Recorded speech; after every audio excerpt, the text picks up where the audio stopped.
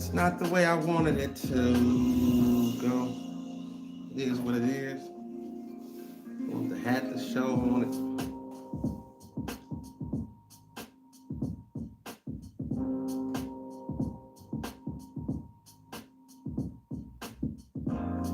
Y'all can come on in. We'll do a couple of poems and still talk about the subject. How do you feel about music today?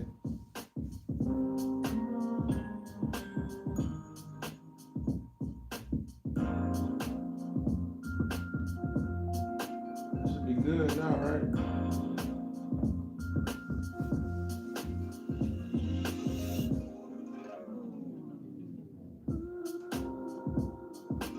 Man, for real, doing stuff from the ground up. I mean, you really do go through a lot of different trials and tribulations. At the end of the day, I know this. Y'all know what this is? This ain't nothing but just God testing me. Seeing if I really want to do it. And all of this right now is a learning experience.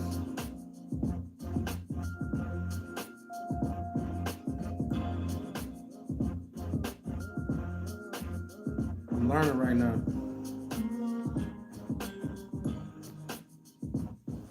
Hold on.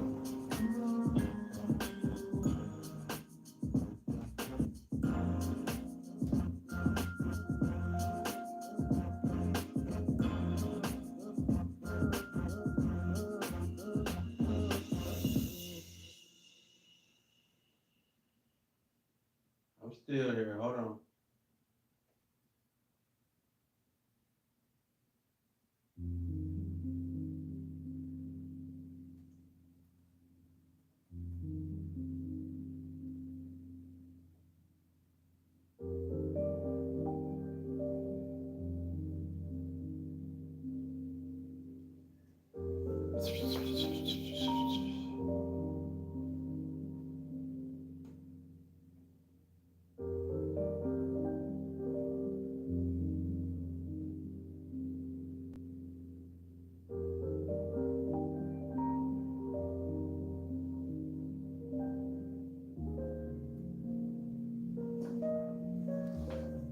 Man, something is officially wrong.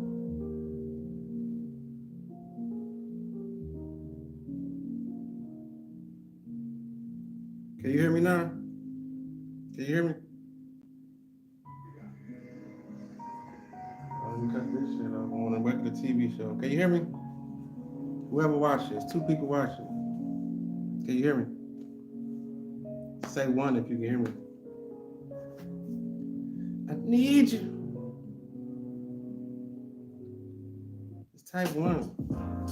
Whoever you are. It could be somebody I know. Whoever you are, just press 1. I just want to know if I'm coming through and live. I done restarted this video about 4 times. So I'm basically doing a test run. Just press 1. Whoever you are. Well, if you can hear me, I hope you can. I want to get on with the show. It is what it is. That's what all this about is. Trial and error.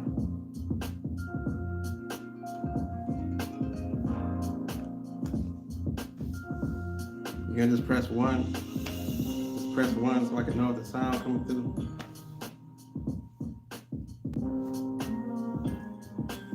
Must be one of my boos scared to show that they watching the show. They don't want to press the button. It is what it is.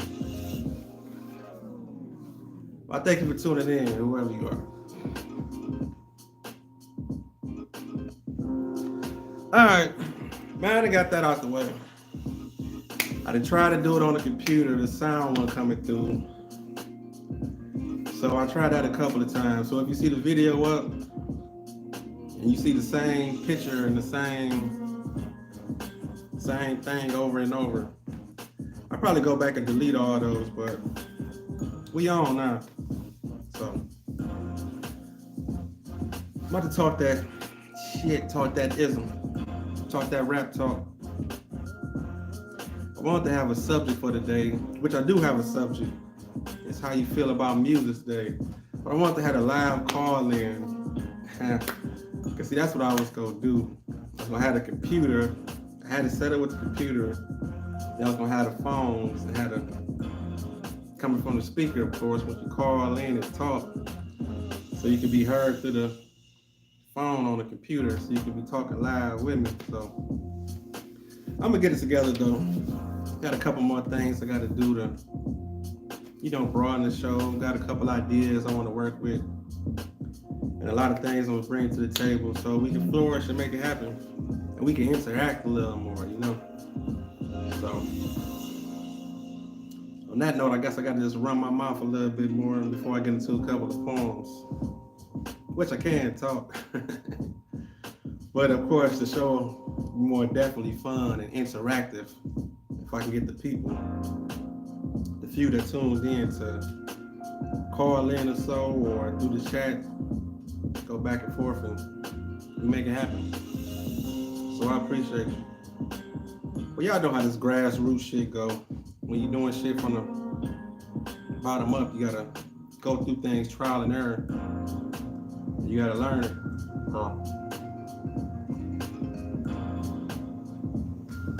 But how do you feel about music though? That's the question for the day. Since you can't call in right now, maybe you can type it, read your comment, and we can go back and forth, and then we can get it built. Kyra knows, there you go. Kyra knows 144. Shout out to her, because she was helping me out and she was grinding, and she still made it back to the live chat to catch it now. So you can hear me now, right? You can hear me now, right? Press the one if you can hear me, because I got it going on now. Like I was saying a minute ago, 100, appreciate you. Peace and blessings, indeed. Yeah, I was trying to do it. Okay, you can hear me, cool, I appreciate you. Carmen knows, y'all go holler at her. She looking out for me. She rolling, that's what's up. I appreciate her. I appreciate you. So, the question and topic for tonight is, how do you feel about music? I kind of got mixed reviews, how I feel about it, because there's so much of it. We can get lost in it. Our opinions can change so much in it, because it's too much. That's one thing already. When there's too much music like that, it's like what can you do? You got so much to choose from. It's like the game is so oversaturated. It's like for every piece of music that you don't like, somewhere out there, it got to be some music that you do like. You just got to research it and find it. You might have to dig a little deep, so you have to be patient. You got to be patient with yourself. You got to be patient with the whole ordeal of just watching TV and this understanding of music that's forced upon you. I mean, because here's the thing too, though. Here's the thing. It's like so many people complain about music. So many people just it's kind of like it became commercial to complain about music if you really pay attention. I mean, it sounds crazy, but it's like a lot of us are so fed up with the nonsense and the garbage and the bullshit so much to where it then became a common term. But it's like, what can you do about it? I mean, who can you turn to? Like, what's the alternative? Like, what's the outlet? Like, what's that show that we can push to make so-called music that's a little bit better, more popular on a bigger level, to where it level out to where the common person don't feel the same way no more about how music is not good or it could be better. What can we do? Old school R&B. Yeah, I'm definitely old school. I agree. Old school, old school R&B. That's the music that stuck to us. That's the music that lives on. And if you notice, a lot of people sample that music. They sample that old school R&B because they knew that that was like the best era.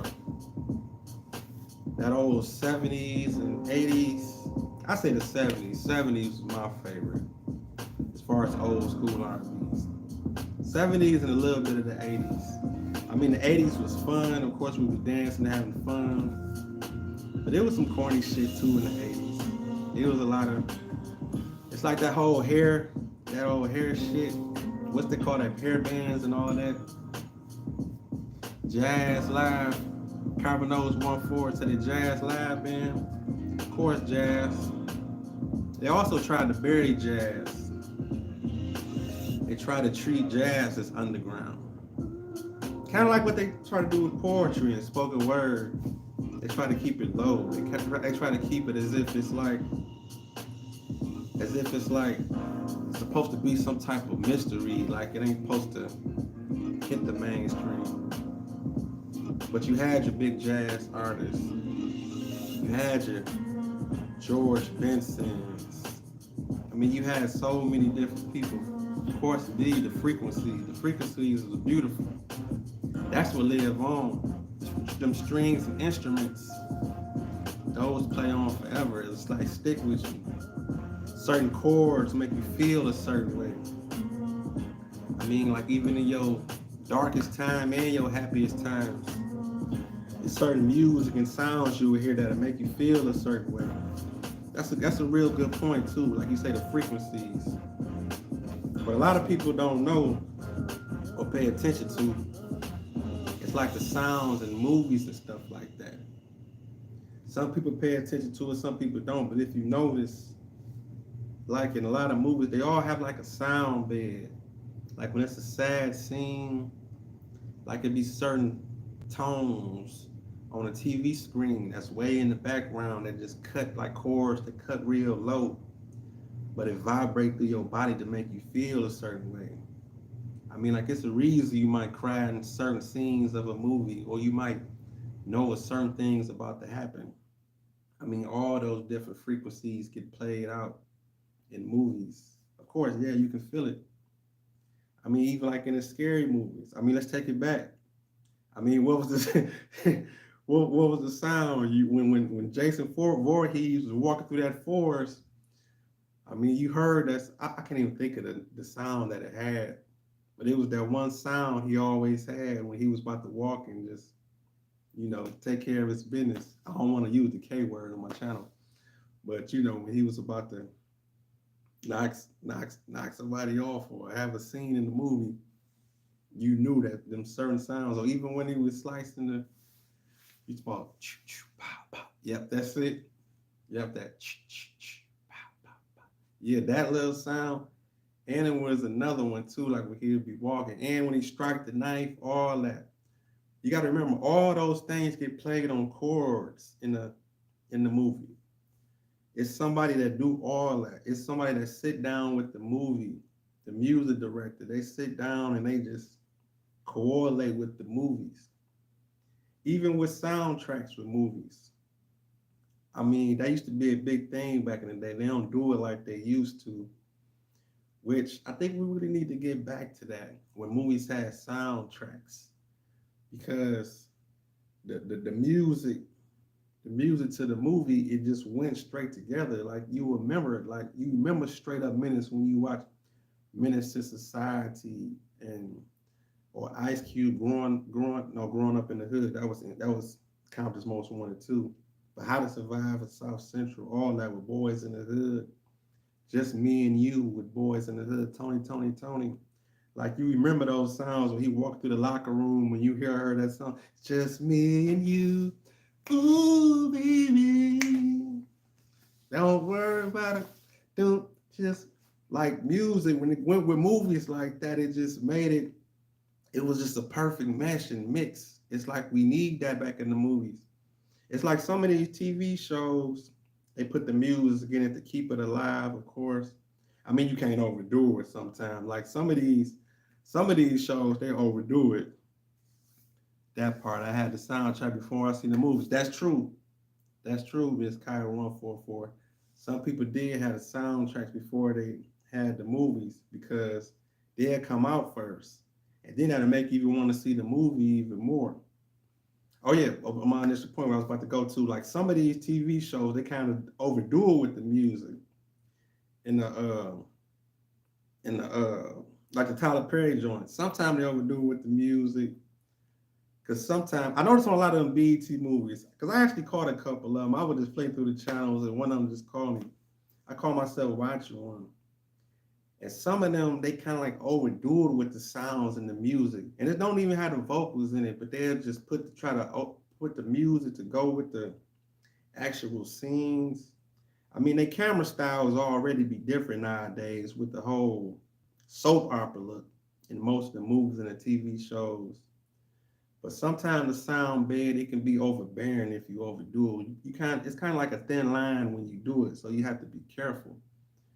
But that's a job though.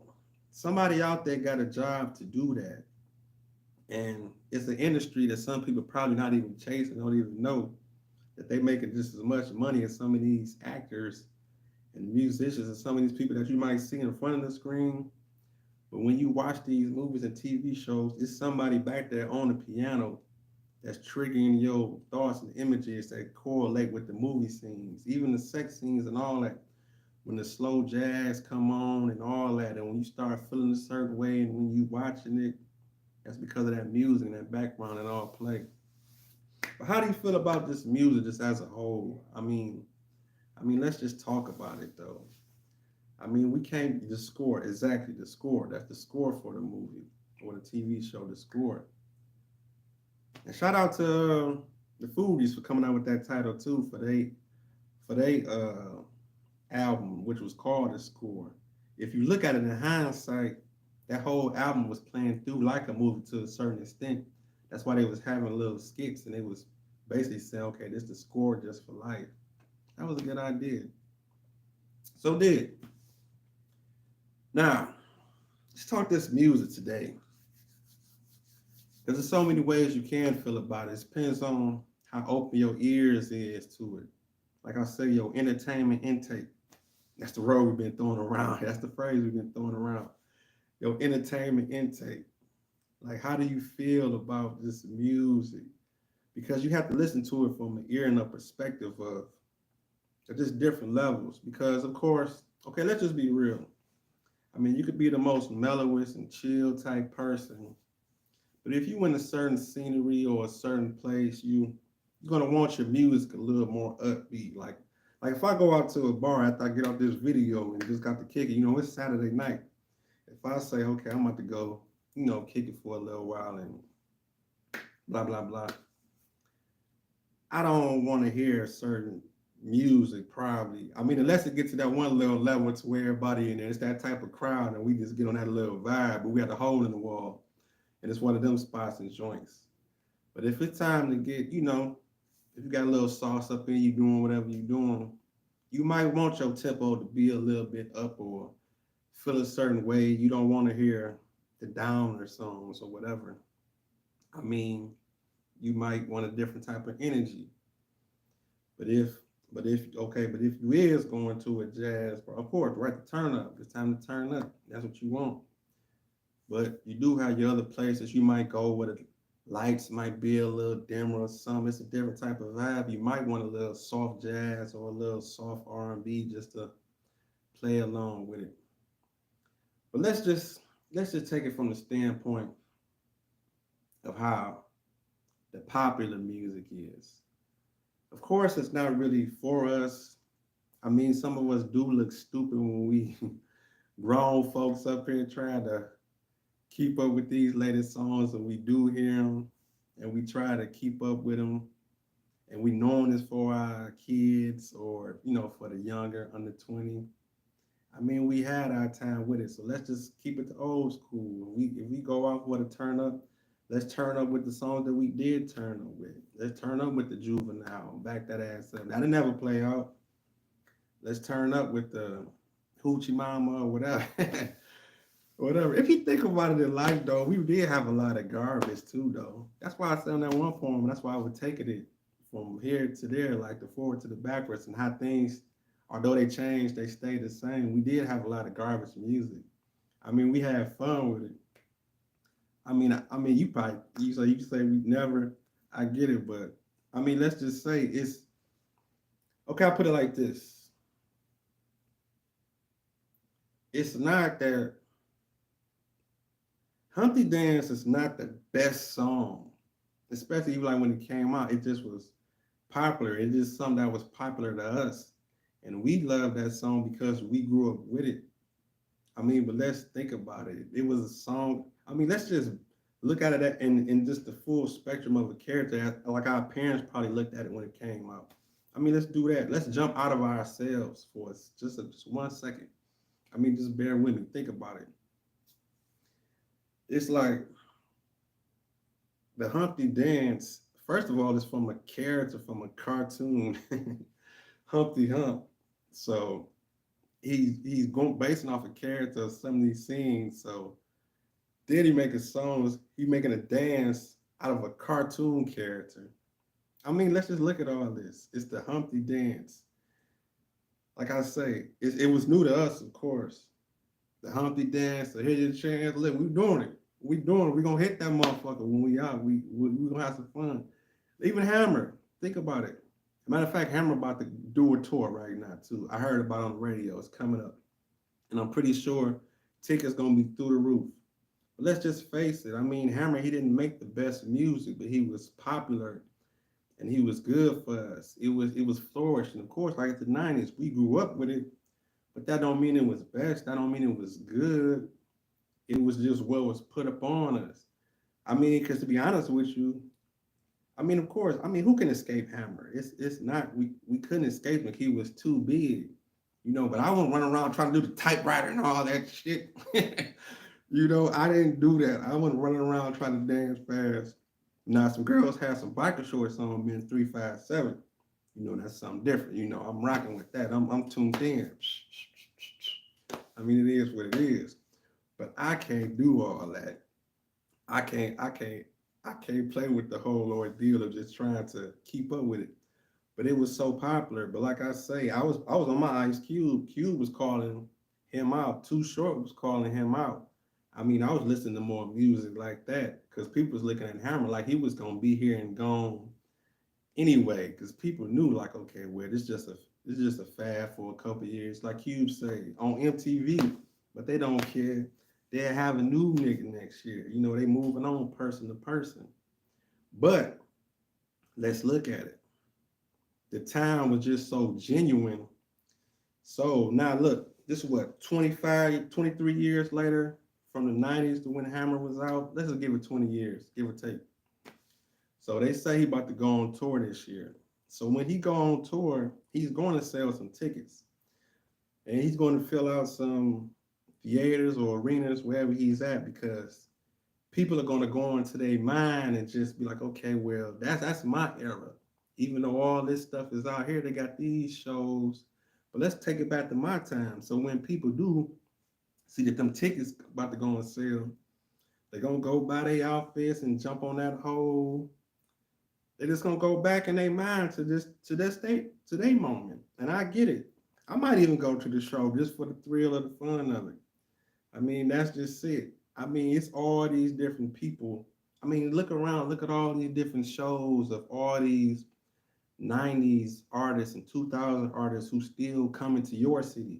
I don't even know what city you at, but I bet you in your city, it's all these different old artists that's just still coming and touring and doing shows just off of one or two songs that they had back in the 90s or 2000, because it was a time. It's possible ways that you can just eat off one song. A lot of people don't know that. It don't take that many.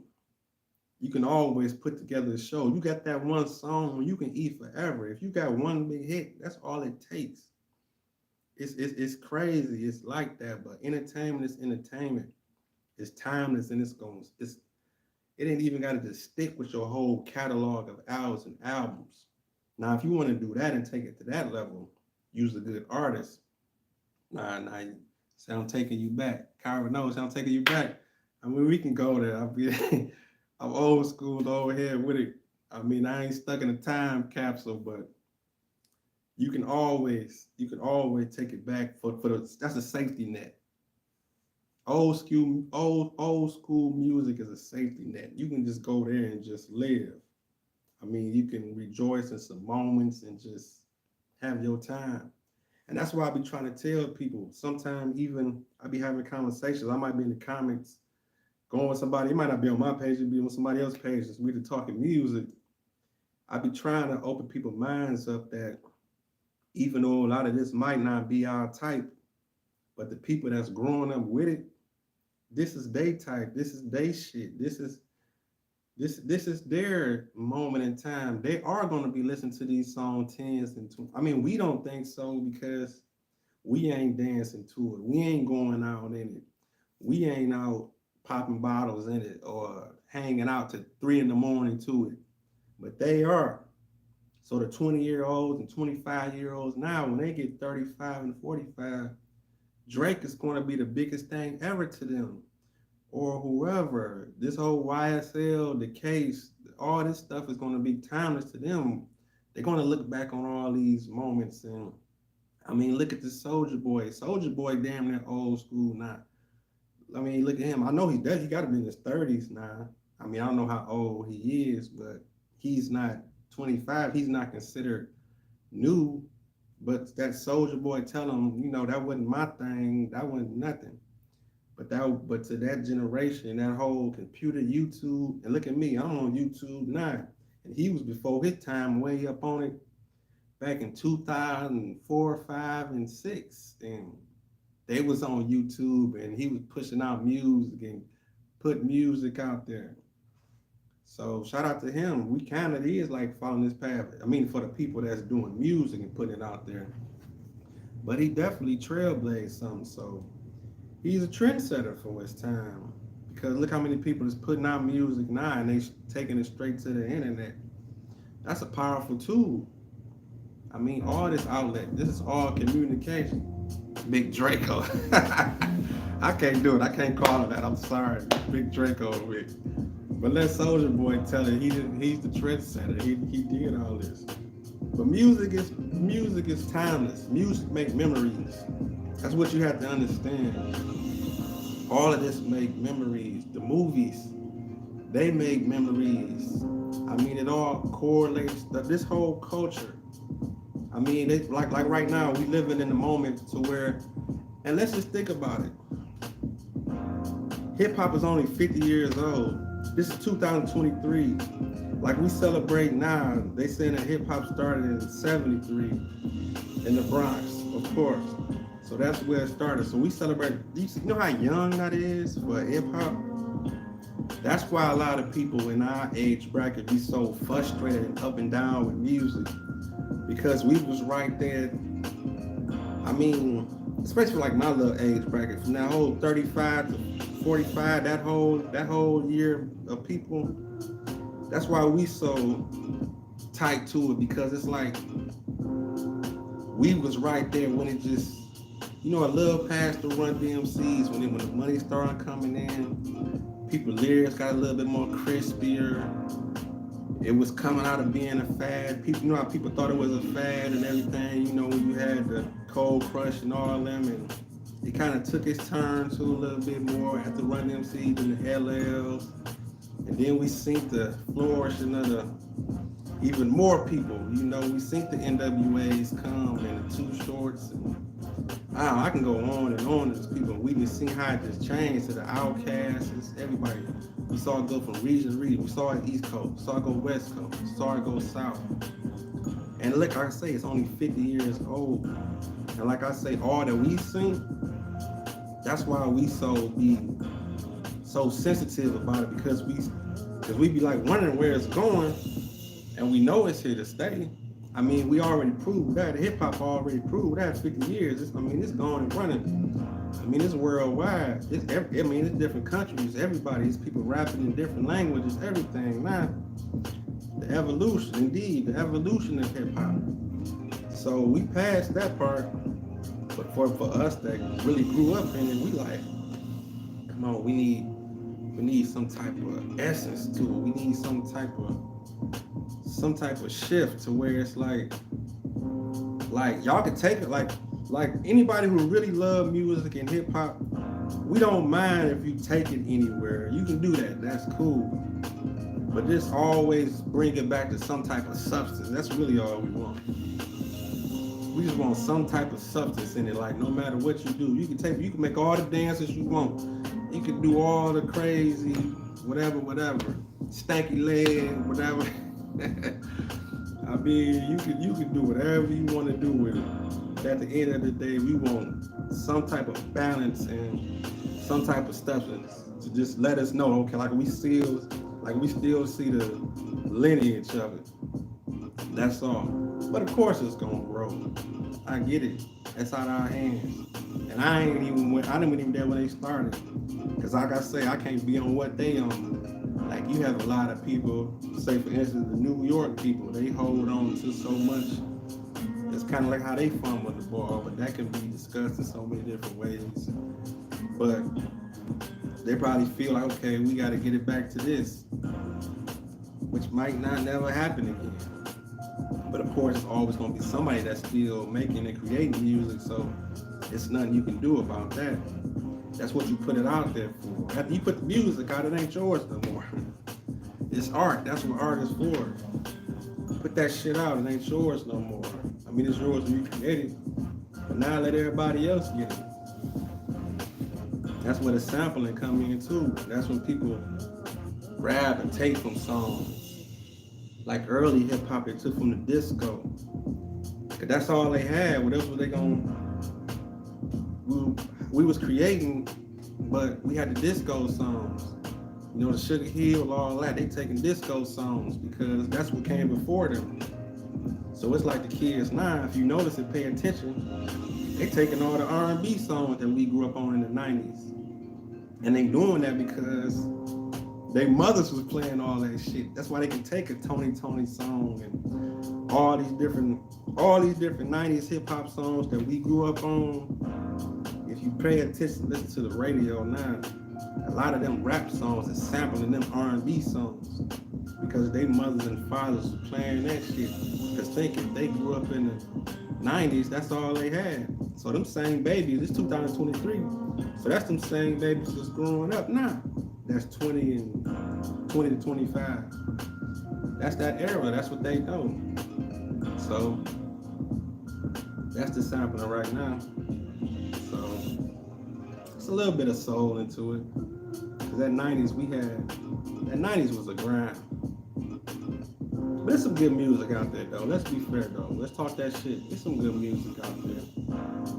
You gotta dig for it. You just gotta dig deep. And you gotta give some of these people credit. Some good rappers. And plus, by me being from Detroit, I done jumped on my Detroit wave so heavy. I don't even lie. This Detroit shit, I love it.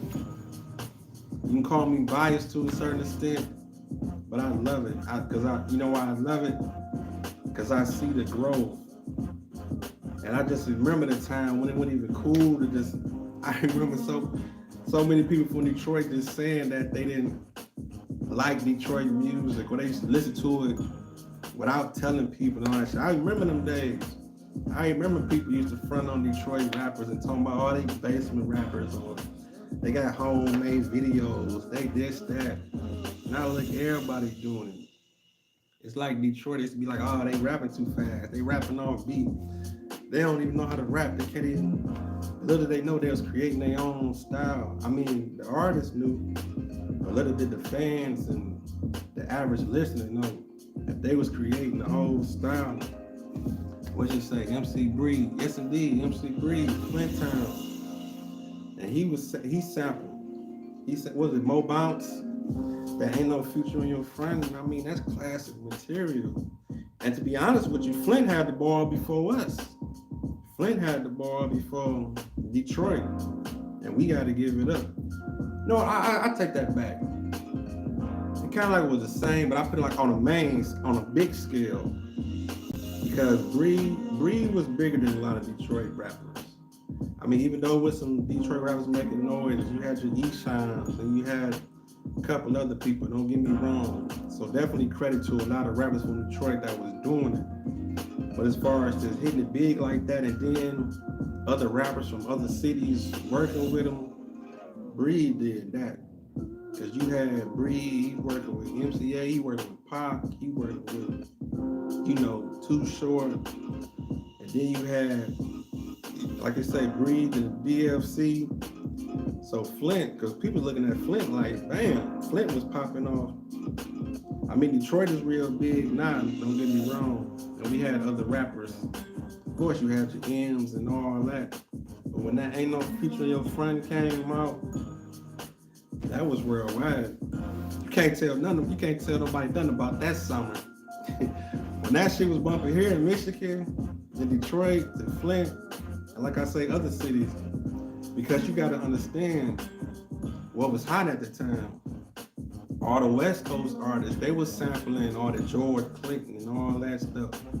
So look who we had do it. We had Breed do it. So that put him right up in the mix of that whole style. But he from over here. He from the Midwest. So if he making a song, you got a Midwest rapper, and he making a song that got the same type of beats that everybody from the West Coast is pulling on and rocking with. That ain't nothing but a plus. So next thing you know, we cranking it off. But we ain't hold on to that ball right after Breed though. I mean, we did good. We had some more rappers, but we was grinding on the underground. So, but definitely, my hat's off definitely to all the different artists in Detroit. I mean, that's making mad noise. I mean, noise to where we got other rappers from other cities that's rapping like us, rapping fast off beat like we do. They got our producers. They got that sound. They looking for that sound. They saying it now. They saying like, give me some of that Detroit shit. Give me one of the Detroit style. Like you said, you got Detroit, Memphis, then Atlanta. For them youngest, them the ones that's running this shit. Them sounds. So, and everybody got their own little bracket and doing what they doing. A piece of my piece of it. So you can feel the way and how you feel about music. So I just hope you want people to be stuck in that bracket. T Grizzly, yeah, T Grizzly, definitely. T Grizzly, man, he got it. Of course he did that first day out. I was kicking with my homeboy about this shit too, about that one. He's a storyteller. That's what I like about T Grizzly. He's a storyteller. You listen, oh yeah, that No Effort, that's the shit too. Yes indeed, he go crazy on that. But that album he got out, that Chapters from the Trenches, that shit put him in another bracket. So, I mean, for my list, I mean, dog need more credit for that shit. I don't know how much noise it's making as far as like his peers and the bunch of the people that's working with him and around him. I know, but I definitely know that he should be at a little higher standard right now after dropping that. Y'all go check that shit out when you got time. That chapters from the Trenches. It's like all stories. Every song is a story. I mean, that's a talent within itself. A lot of rappers can't do that. A lot of rappers can't make stories. But that album that T Grizzly got, that Chapters from the Trenches, that shit next level. I respect that shit because it's just story after story on some Slick Rick shit. Every song is a story. And it'll be street shit. And he can actually rap too. And that's the thing too. It's different when you just talk that street shit and you can't, and it just come out ABC-ish. But when you can put that shit together, and like I say, how he did with stories, and he just got rhymes, and it's definitely, you can tell he put thought into it. And you can tell he probably sat alone and really wrote them stories out and just really was like I'm about to piece this shit together. Even though it's some street shit, some hard shit, and some lessons. There be some lessons in that shit. Go listen to that shit. So shout out to you for definitely bringing this name up. But there's so many. It's a lot of talent here in Detroit, and a lot of other places too. I get it. That's why I say you gotta come at this shit with an open ear, because what might be in your region, it might be sounding off. But like with the power of the internet and all this stuff, you can be putting somebody on to other people and just understand and be turned on to a whole nother city. That's why a lot of people got up on Detroiters. Cause they already was dressing and stuff like this. They already liked it our style. You know, Cartiers, I mean, with the Air Ones, whatever, the top 10, so much. I mean, I go on and on. I mean, the Minks, whatever, all that shit, the Gators, all that. I mean, so much style with this come from here. You'll see it playing out on TV. Of course, I'm a little bit biased because I'm from Detroit, but this is something that a lot of out of towners, y'all can't argue with this shit that I'm saying. I mean, you can be whatever town you want to be from, but you definitely know our style was on a lot of these rappers and people. I mean, all the way back to the whole BMF stuff. You see, it's all coming to fruition to be putting on TV. Yeah. What you say, do you remember Bootleg from Dayton Family? Yeah, I remember Bootleg, Dayton Family. They was out of Flint also. They was cool. To be honest with you, I like the Top Authority. I don't want to compare them, but I like the Top Authority. That was my shit. I spoke with Top Authority. Now, they was from Flint too. I didn't bring their name over. They came out a little bit after Breed. I don't think they ever worked with Breed. I don't know. I'm not sure. I don't know. I know they always from Flint. Matter of fact, you had DFC, Top Authority, Dayton Family, Breed. That's why I say. That's why I say. That's why I say they all was topping off. That whole Flint crew, they was doing their thing. But I remember them, yeah. It's so much music. It's so much. You could just go down the line of just so much. But today, again, these kids today, they're gonna love and hold on to their music the same way we did. I mean, who can we say gonna be their Tupac though? I can't think of nobody. Who's gonna be their Tupac? Or Biggie? Lil Durk? I don't know. Now when I say be their Tupac, I don't mean like something happened to him and just passed away in a timely manner like that. But I mean somebody who just that impactful like that. I mean, who got the chance to be that person? I don't know. But somebody's gonna do it. I mean, that's just music in general. It just build upon. It's just so many different levels to it, to where it's like once you grasp on to somebody, there'll never be another Pac. I agree. You right about that. There'll never be. But let's give it credit though. What did Pac say though? What did Pac say though before he passed though? He said he was gonna spark the brain of the person who can change the world or to do this. Indeed, Pac was a movement. But it's other people that's impactful though. It's people that's still creating data today that's gonna be timeless. It's artists that's gonna be timeless, that's making today. Drake, he's gonna be timeless. Even though he's not young, but Drake is gonna be forever. Durk, he's gonna be forever. Even the gimmick song, like I say, they're gonna be forever. It's so many of them. I can't even just think of that off top, but all them gimmick songs, they're gonna be forever. Well, look who I just ran into on YouTube. What up with you? Right, been a minute. How you feel about music today? Sky. I see you, Sky. What up, though? How you feel about music today? Definitely, indeed. It's just so many different characters. Matter of fact, I'm gonna get to this poem. I'm gonna do my poem, Let's Talk Music, since I was speaking so much about it.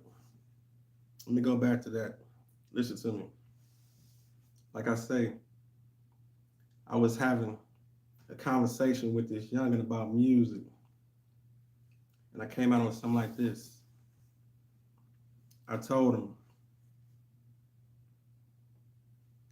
I said, it's not that my hip hop was better than yours, but hey, shit, my hip hop was better than yours. I see I ain't trying to separate. Cause see, for every crank that soldier boy, there was the Humpty dance. Whipping that nay-nay, hitting the quine to a dude on the corner, some tight ass Adidas pants and a b-boy stance. But see, we was hip hop. You see, Salt and Pepper, MC Lyte, and Queen Latifah all could hold their own. But see, y'all wanted Nicki to stand alone and by another female get knocked off the throne. Listen to me. Bone gave us harmony. Now what a coincidence. Cause see, now that sound like today's R&B.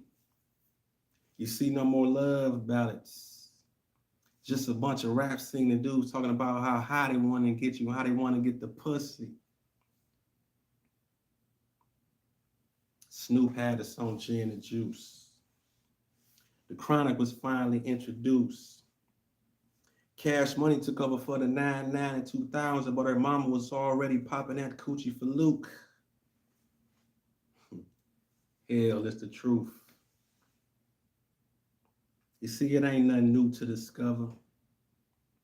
All the way down to the fashion, to the artist never asking about these demonic ass symbols and borderline gay ass album covers. That the 70s started. Let me say that again. But that the 70s started. Question. Why Jeffrey Osborne and LTD on them album covers ain't have on no shirts? Isley Brothers, Isaac Hayes, Al Green, all cleaned up like pimps. Go on your mama base and wipe the dust off them records and do your research. Cause see, the first to make me think or raise my fists was Chuck and Chris. Red, black, and green before we saw delicious ass. Flavor Flav was trying to tell us what time it is. Cause see, we used to rewind shit. See, I was one of them kids in the mirror with the broom. The voice of the streets. Hip hop used to keep us all in tune. See, I'm in love with the culture, but I ain't one of them old heads that's stuck in the past. Lately, y'all been on some bullshit. Mainstream hip hop and kiss my ass. Man, these niggas trash. Only the real gonna last. Rap talk. That's that piece.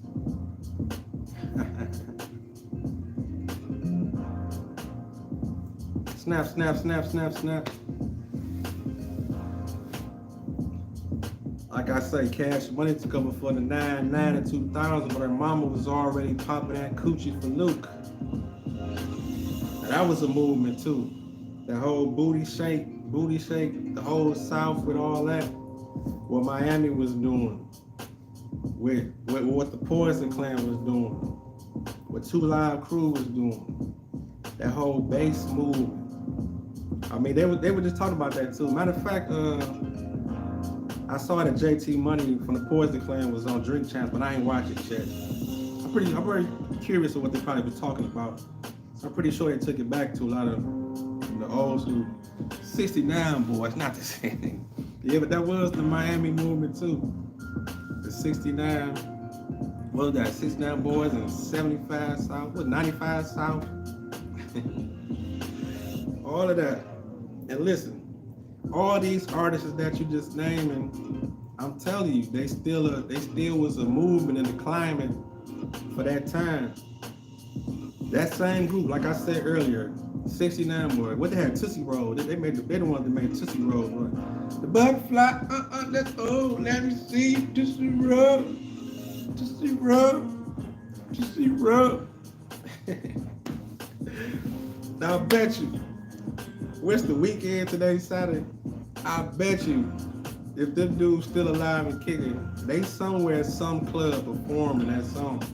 Like I told you earlier when I was talking, all you need is that one song. It don't take many. You get that one song, you get to going. Because it's somebody out there that's want to relive that moment and hear it again. So that whole Tootsie Roll, that Whoop There It Is, all that. Yep, Scott, they had like 2 hits. What? All I remember was the Tootsie Roll. I don't remember the other one. I think they tried to come again, try to come back again, but that's all it take. They can get booked for a show somewhere. Somebody will book them. It might be a club date or whatever. It ain't gonna be no big old arena and all that. But they gonna do a show. Like I told y'all, Hammer coming back. Cause when Hammer comes back, he about to fill up some seats. He's gonna do it. So you get that hit, you off and running. That's all it takes.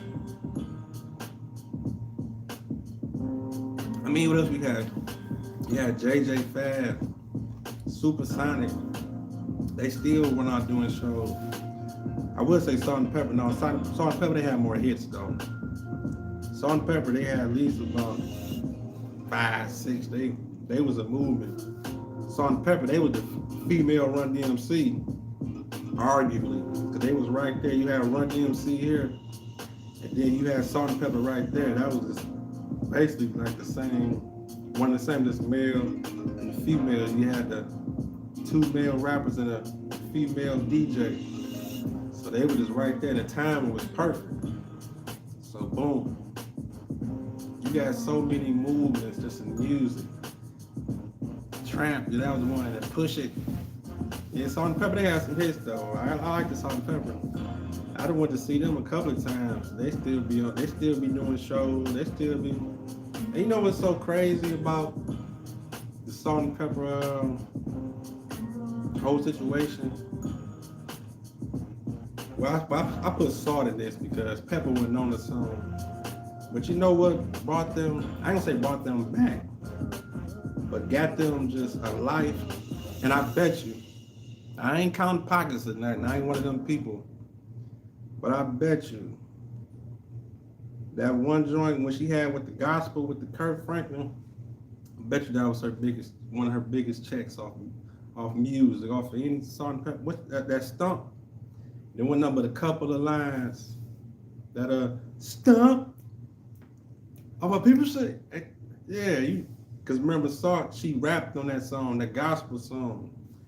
I know that was a big payday. And like I say, Salt-N-Pepa, they wasn't making no music. Yeah, that stump, that shit, that was a payday. Actually, when I went to go see them too, they actually performed that song too. They performed it at the end because it's a big song, so they might as well put it on their playlist when they perform because it's a popular song and it's Salt, even though Pepper ain't on it. But at the end of the concert, she did that song and that motherfucker was rocking too. We were all in there like, stop. she did her verse. So, I mean, that's another thing too. I mean, it's so much we can talk about. There's so many layers to this music. That's one thing too. When you're doing art, I mean just art period, and you got a song, and it's kind of like how we were talking about all them different artists, 69 Boys, 95 South, all these different one-hit wonders. Here's the thing. You would never know where your song would end up at. That's one thing about that song. That one song, you got that paperwork right, and you get that song licensed out, you would never know where that song could end up at. It ain't gotta be today. It can be 20 years from now, 10, 15 years from now. That song end up in this movie or end up in this. I mean, think about it. Okay, like for instance, this just came to me right now. Just think about Sir Mix-a-Lot with Baby Got Back. Okay, now it's that one little song about dancing and about, oh my God, Becky, look at her butt. And we know that was a big song. But think about how many movies that one song has been in, though. All these different white movies, when they want to play that little silly role or some girl want to dance or they go to that club scene, it's checks. Sir Mix-a-Lot is eating off that song forever. I mean, forever. I mean, he just sitting back just collecting. Oh, he probably get called. Oh yeah, we got this one movie, Hangover Part 7. We want to use Baby Got Back in it. How much? And then, not to mention, as years goes on, when that movie get played over and over and over and over, whether it's for that one, she's Anaconda. Listen, that song is forever. Baby Got Back is forever. You could call, even though to some of us men who grew up on Sir Mix-a-Lot, he's not a one-hit wonder. Even though that song kind of like blew all his other songs out the water, but he got some other songs that, you know, the fella, especially My Pockets on Broadway, that was my shit. It's a real hip-hop heads that know about Sir Mix-a-Lot. He got some other songs, but that Baby Got Back, that song was just too big. That song was, I mean, like out of this world. It's like, that's one of them songs that's he gonna eat off that song forever. But just think if, like, yeah, Anaconda, I'm sorry. My mind's so crazy. I'm thinking like, where's she going with Anaconda? But I'm really thinking about, okay, I see where you're going with it. Yeah, because Nicki Minaj sampled that song. Yeah, it's with the Anaconda. That's what you're talking about, right? Okay, I had a piece that, I was wondering where the Anaconda come from. My mind going somewhere else. Yeah, but yeah, Anaconda, yeah. Now see, he ate off that again once Nicki Minaj sampled it. So that made the song live on for another 20 to 30 years. So listen, you never know where your song can end up. You can have that one little song, people might be thinking it's some bullshit or a song like this, but let that one person touch that song and sample it. And then, not to mention, when somebody sample it, and then the shit get picked up again for another movie or whatever, when that artist got it. I'm not really sure how that type of royalty probably worked, but I'm pretty sure that's still a piece of that artist's song, so they should get some type of percentage off of that in one way or another. I'm not really sure about that though, but because that's writer credit. So once, but then again, once they license, it might just be a one-time fee. I'm not sure how that negotiation goes, so don't really quote me on that. That could be some straight up music guru that's a little deeper into the business side that probably know that I don't know. So I don't want to just speak on that too much, but it definitely seemed like that's more of a plus to that original artist, even after it gets sampled, and then the person who making it more recent song get picked up and be in some project or on some movie, whatever. We'll see how it go. There's so many ways to just eat. Like I said, you got that hit, you get that one hit, you rolling. It's just different ways that you can flourish and make it happen. I mean, you never know. A fan is a fan. I mean, loyalty is loyalty. And like I say, music makes memories. I mean, it's gonna take you back to that place when you was in high school. Like y'all females, when y'all heard Push It, y'all, that's how y'all felt, you know. It was the moment. Push It, you was dancing some songs or whatever. But when you shake what your mama gave you, when you going to them clubs, all that, it's all a movement. So as far as music today, I mean, you gotta love it. I mean, it's a love-hate relationship. But what can we do? I mean, honestly, what can we do? There's nothing we can do. There's nothing we can do. You do have to pick through the litter. We have to search, do our research. We have to watch when we consume it. Because a lot of us be on the move talking about carving those one before the Cabbage Patch. Ah, not the Cabbage Patch. I ain't gonna even try to do that one. I don't even know how to do that. Cabbage Patch. Which I like this? That one, the Cabbage Patch. Which one was this? No, the Cabbage Patch was, I don't know. That was one of y'all females do that shit. Guys, we wasn't doing that shit. But I do remember the Cabbage Patch. I do remember the title, but I don't remember that dance. That's crazy though. Think how many dances we didn't have.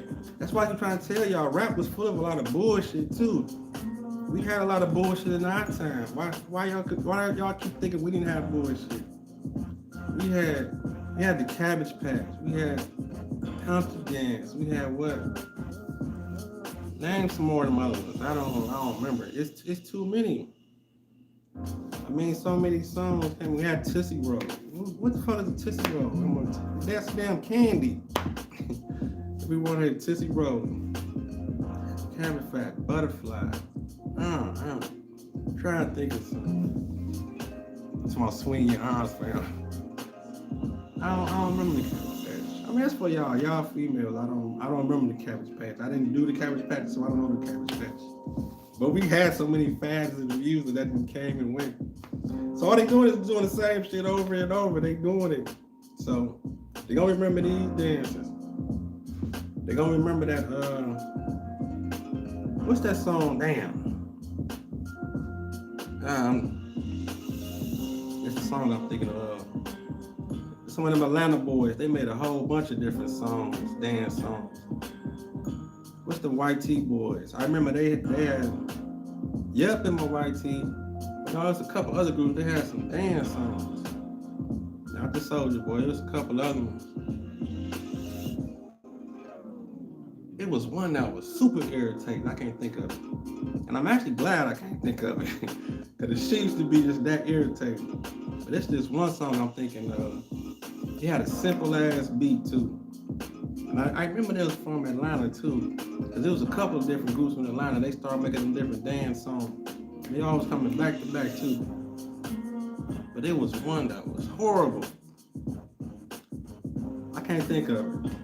Next time got caught again, I can't think of it. Do the one with your hands again.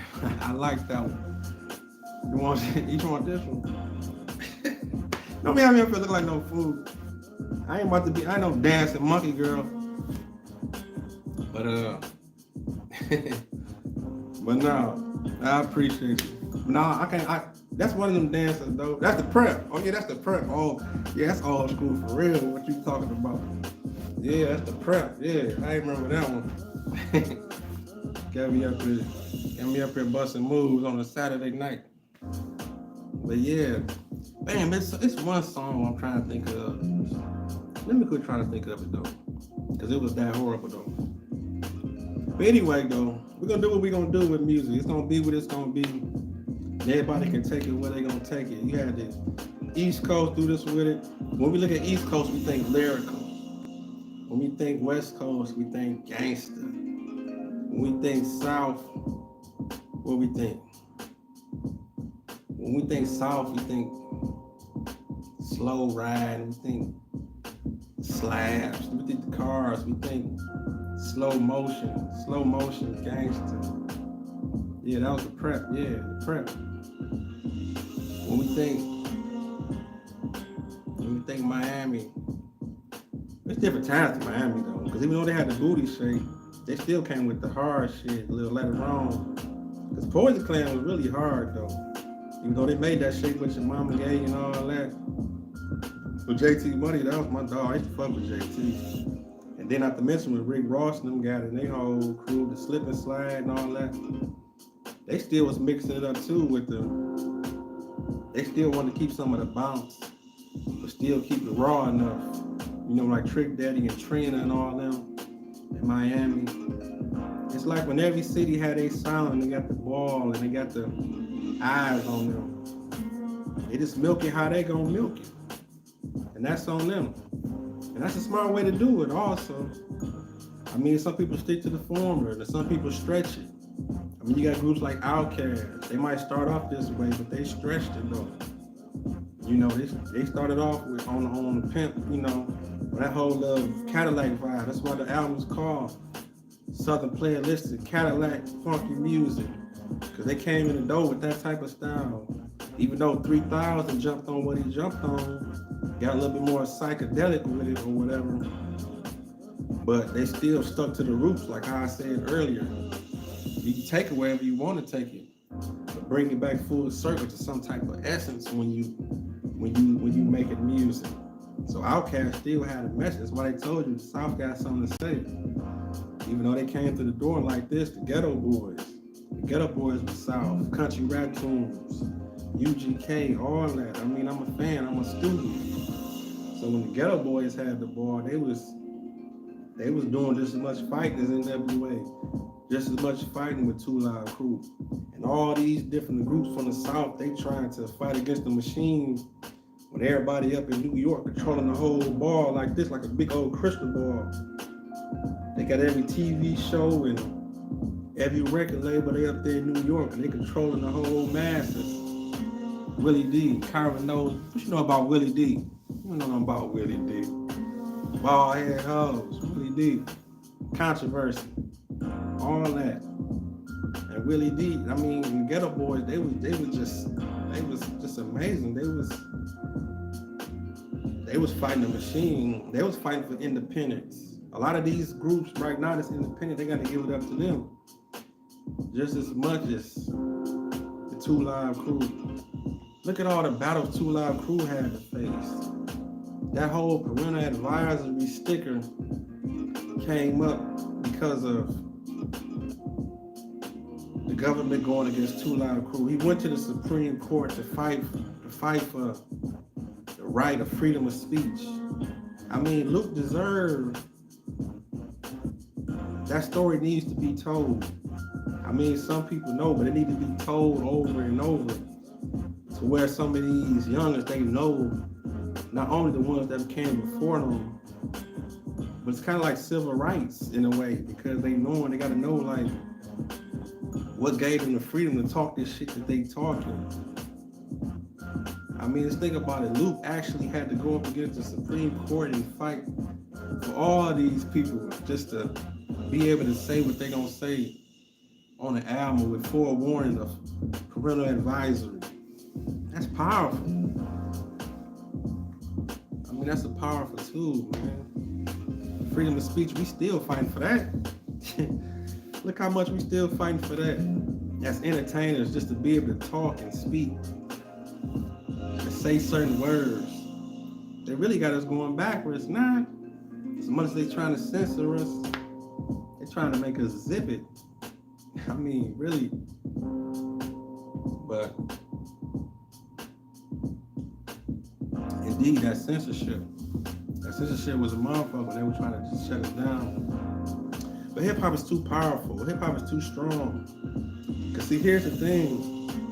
When it got too big and it started just becoming a thing for kids of other ethnicities to, you know, for a white parent to come home from a corporate job and they know that their kids want to go buy a 2 Live Crew album, or they know that their kids want to go buy an NWA album and all this and dress like this and look like this.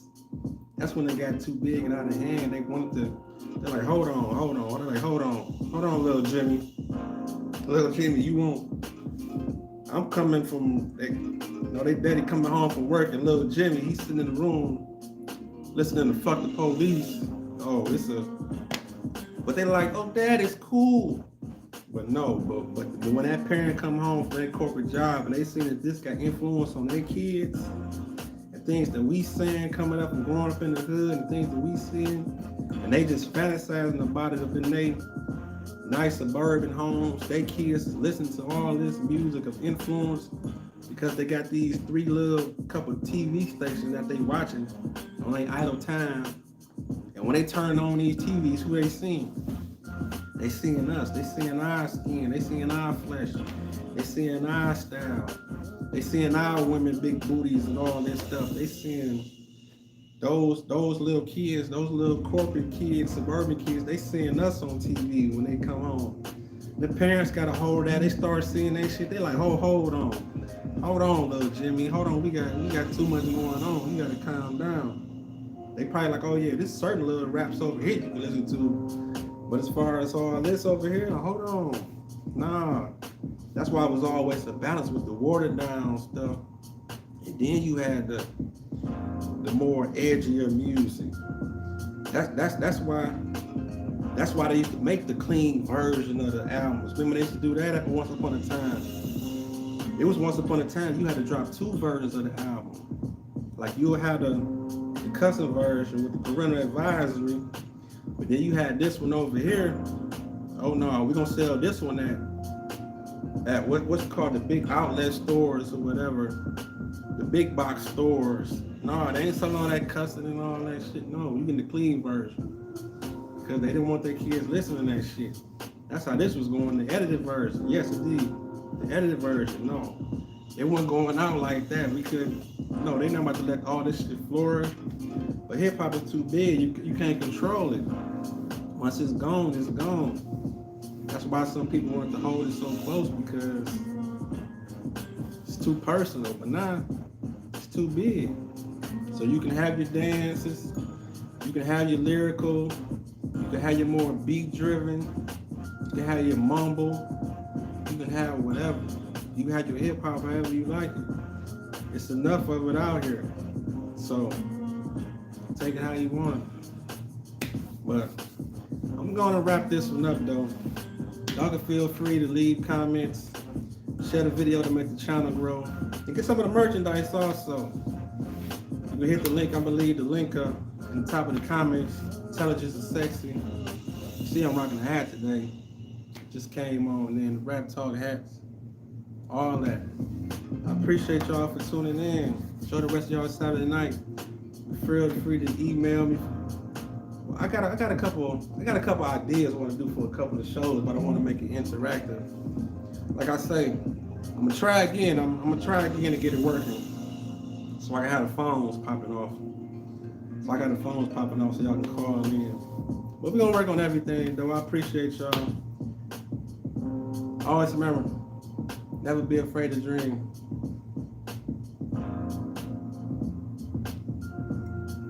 Get with y'all in a minute. Rap Talk. Peace.